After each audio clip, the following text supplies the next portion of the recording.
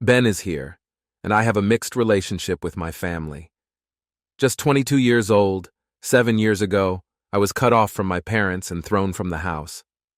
I was not financially steady at the time. I had just graduated from college and lived with my parents while trying to save for my own apartment.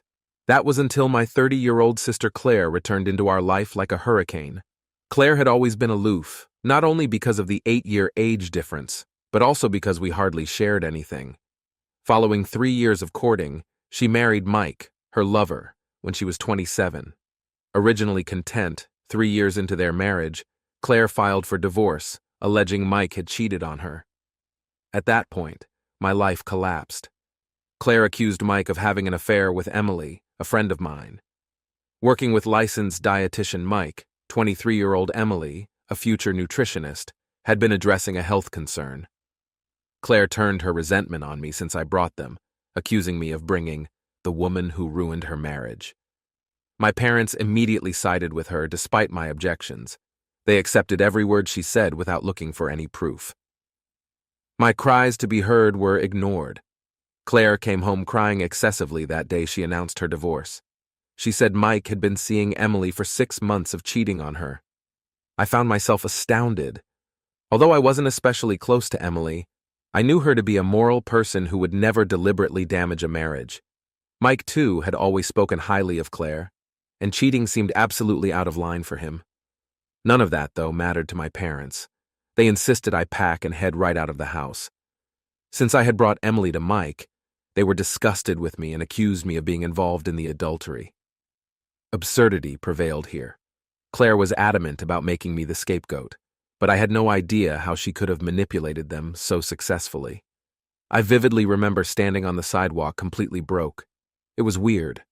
I had a family and a house 1 minute. The next, I was alone.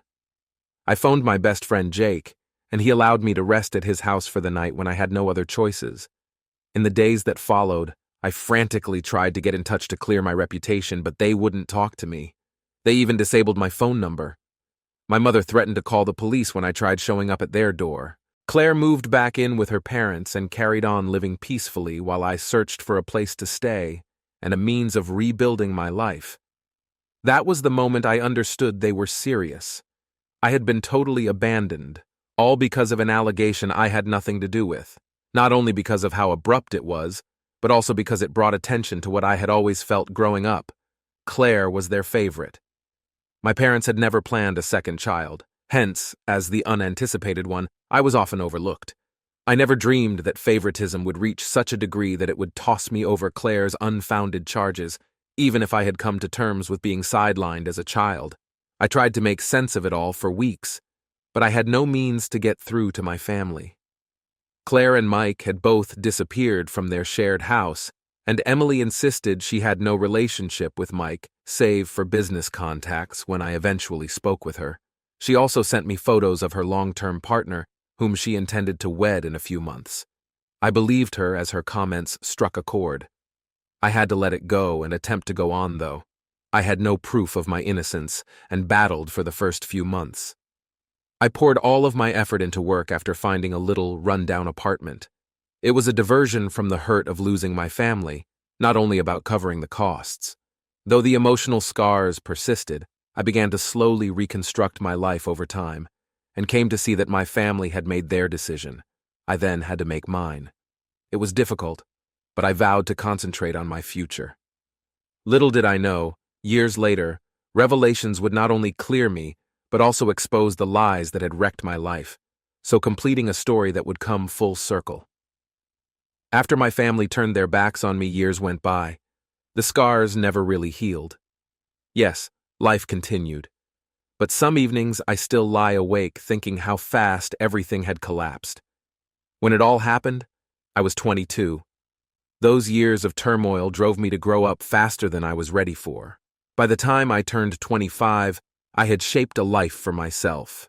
From a rundown one-bedroom flat, I had upgraded to something more cozy and began to feel steady in my work. My work had turned into my anchor, something to keep me grounded and diverted from the devastation my family left behind. Even if I had moved on in many respects, there was always a part of me that felt unfinished, like a chapter I lacked the will to close. Sometimes I thought of Claire. She was always self-absorbed, the kind of person who felt the world owed her something. Still, I couldn't understand how quickly she flung me under the bus during her divorce, given her shortcomings. I never knew at the time if Mike had actually cheated on her, or whether Emily had participated at all. Emily swore she was innocent. Something in me sensed her innocence. Though uncertainty persisted, the Emily I knew lacked the kind of treachery Claire accused her of. Refusing to challenge her assertions or even give me an opportunity to defend myself, my parents chose her side over mine, and I couldn't forget how readily they did this. I could see that my parents had decided long before the charges ever began. Claire was their golden kid. I tried to control my resentment but found it difficult. Every holiday, every milestone reached without much thought given their words. It was aggravating rather than only unpleasant. By the time I turned 29, things had changed around. I was furious not only at Claire but also at my parents for mindlessly accepting her lies and isolating me from their lives. Having dated Liza for 2 years, my girlfriend had lately gotten engaged. Liza was everything I could have hoped for: gent, encouraging, and sympathetic to my convoluted background. She never urged me to get in touch with my family, even though she knew about their betrayal. She reiterated constantly, "Your life isn't defined by them, Ben. What you make of it now defines it." She was right, of course, but letting go isn't as easy as it sounds when you've been burnt as severely as I had. Our engagement post went up on social media just 1 week after we got engaged. Usually on Instagram, Liza is not very active on Facebook, but this time she chose to post our great news on both sites. It was a basic post. Liza extending her hand to highlight the ring, a picture of us at the beach. At the moment, I didn't give it much thought. It was lovely, simple, and wonderful. But little did I know, that post began a series of events that would completely reverse my world once more from an email standpoint. Since the sender came from an unidentified account, initially I cannot identify her. The topic line was, "The truth about Claire." My gut plummeted as I opened it, not knowing what to expect. Inside, I discovered really amazing stuff. The email covered all I had thought for years but lacked evidence to support. Attached were hundreds of emails between Claire and someone called Frank. Frank was a name I hadn't considered in years. Back then, he was a casual friend of mine, and worked at a grocery store close to my parents' house. Frank and Claire apparently had an affair long before her divorce. I went over the screenshots, my hands shaking, the messages clear not only in their content, but also in the method they planned to hide their relationship. Plans for covert meetings, confessions of love, and even discussions on how to turn Mike into believe he was the one responsible were among the texts. Reading those words made my fury boil. Claire stated in one email, "Don't worry about Ben. He's too naive to figure out what's really going on. If Mike ever asks, we'll just pin everything on Emily. She's close enough to Ben to make it convincing." Claire had not only lied, she had specifically put me up as the scapegoat. By the time I got to the end of the email, I was in disbelief. She knew my parents would support her without thinking twice. The sender of it had included one last screenshot, a picture of Claire's emails to Frank signed under her middle name. That closed it. Claire had never shared her middle name with anyone outside the family. She had always been guard over it. This was clearly real. It took me some time to absorb what I had just read. It was sent to me by whom? Furthermore, why now, after all these years? That then struck me. Mike. It had to be Mike. Mike had remained silent while Emily, described in the email, tried to clear the record years ago, contacted him. If my memory serves me correctly, something about Liza's engagement post had to set off his last act. I checked Liza's friend list on Facebook. Mike was definitely there. Years ago, they presumably met at a lecture. Liza's doctor, Mike works in health and wellness. Making sense was what it did. But why had he remained silent over these years? The next 3 days passed in a haze. I messaged Mike to find out whether he had sent the email. He confirmed my doubts by responding very immediately. "After everything, I had no idea how to approach you," he wrote. We agreed to meet in person, and for the first time in years, I felt like I could at last get the closure I had been yearning. Mike didn't hold back when we spoke. After viewing your message, I knew I owed you the truth. He told me everything. How he had found Claire's infidelity, how she had blamed Emily and me, and how he had been too enraged to get in touch with me following the divorce. Ben said, "I'm sorry." Hearing his apologies felt as if a weight was being released from my chest years ago, but that was insufficient. Claire had pilfers 7 years of my life, and I was going to let her off with it. Surprised when I informed Mike I wanted to face my family, he agreed to accompany me. Together, we began to arrange how to reveal the truth. Though I had no idea how my parents would respond, one thing was very evident. Claire's lies were about to come up with her. After my conversation with Mike, the idea to face my family started to gather fast. The weight of their treachery had plagued me for years, but now armed with evidence, I had the opportunity to at last clear records. I was not doing it to rebuild the bridges they had burned or for pardon. No, this was about justice, about recovering the dignity they had taken from me all those years ago. Mike and I decided to face them straightforwardly, nor warning, nor using gentle techniques. Claire had controlled everyone for years, and I had to make sure my parents were still living in the same house before we left, so she could have time to construct another web of falsehoods. 7 years is a long time, and I didn't want to show up just to find they'd relocated. Fortunately, an elderly neighbor verified they still lived there. Even more handy, Claire lived with them. It surprised me not too much. Claire usually went for the simplest solution. Staying with my parents meant she wouldn't have to fend for herself. 2 days later, Mike and I stopped at the house. Standing there once more after all these years seemed strange. I was tossed out with nowhere to go when the previous time I visited this doorstep. I rang the doorbell this time, stepping in on my own terms, and my mum responded. Shock froze her face as she saw me. I entered before she could say a word. Mike was immediately after me. The living room seemed smaller than I had remembered, and seated there were Claire and Dad. Though my dad seemed perplexed, Claire's face gave me everything I needed to know. She understood just why I was there. She stood up, presumably intending to escape to her room like a cornered animal, and her countenance changed from rage to panic. "Sit down, Claire," I urged firmly. "You're not running from this." My dad began to threaten us, as was usual. Rising from his chair, he yelled, "If you don't get the hell out of my house, I'm calling the cops," I said calmly. "But first, you might want to see this." Mike opened his backpack and took out a stack of papers, the divorce records and the screenshots of Claire's emails to Frank. The evidence spoke for itself as uncertainty swept over my parents' expressions, and Mike started outlining what had truly happened during his marriage to Claire. The emails covered Claire's affair with Frank, her efforts to control Mike, and even the ways Emily and me were framed. As Mike laid everything open, my dad's face became redder with every second, but my mom looked pale, as if the revelation had physically sapped her. "Mom, you sent me from the house over a falsehood. You ignored my viewpoint and called me horrible. Of course, Claire tried to hide everything. She was using all of you throughout to mask her own betrayal. She asserted the emails were phony and that this was all part of some sophisticated plot to destroy her life. She couldn't, however, justify one important detail. The emails were signed using her middle name, something only a small number of people knew. "Stop lying, Claire," I said. "Here's the evidence right here. It's over." The turning point came when Mike brought up the family heirloom, a diamond ring our grandma owned. Claire had paid her settlement with it sold during the divorce. My parents seemed to find that particular bit of knowledge most difficult.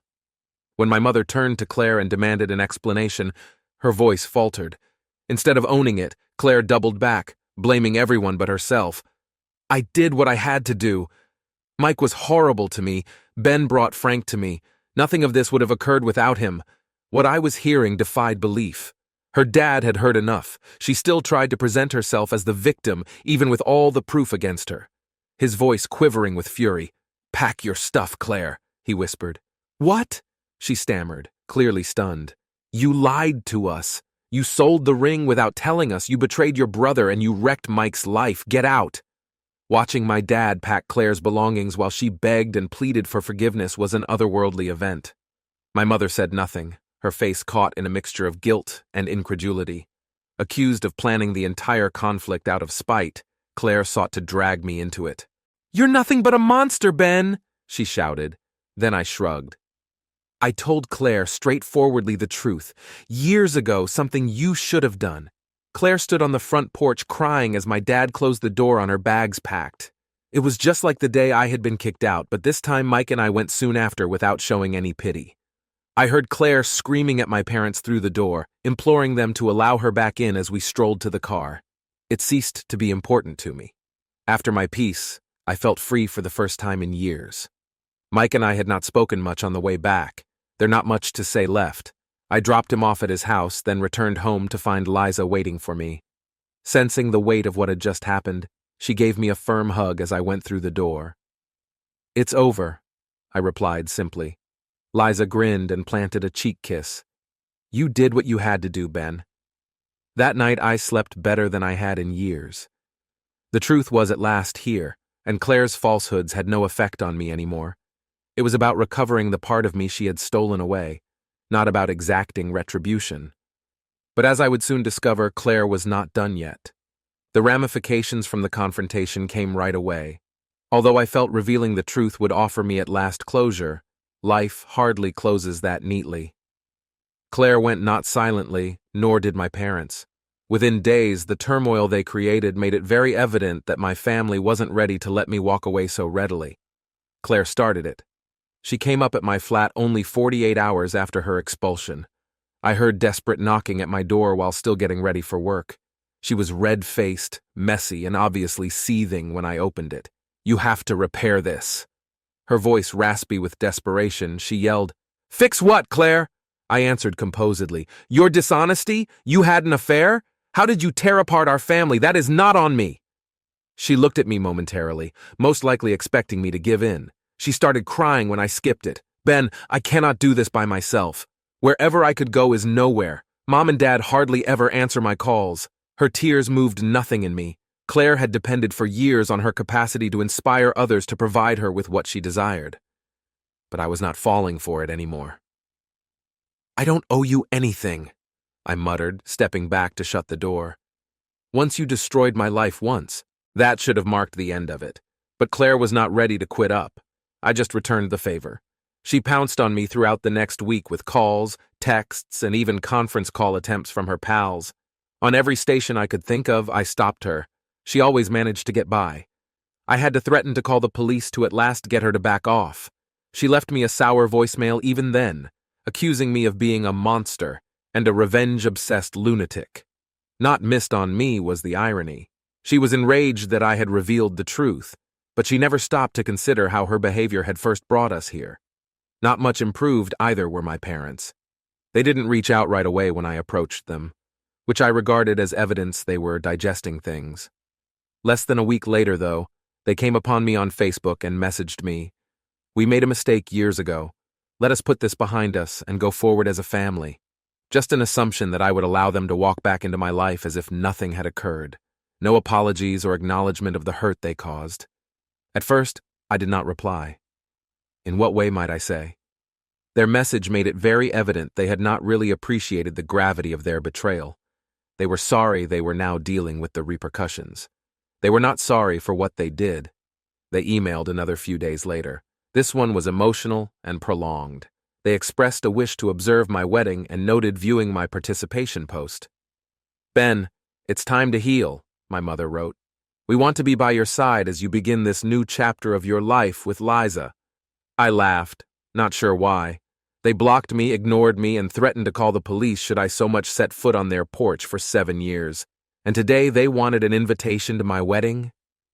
Together, Liza and I read the message, and her reply summed it up exactly. They just don't get it. She knew exactly what I needed. Protesting the past didn't matter. My parents were still trying to throw everything under the rug.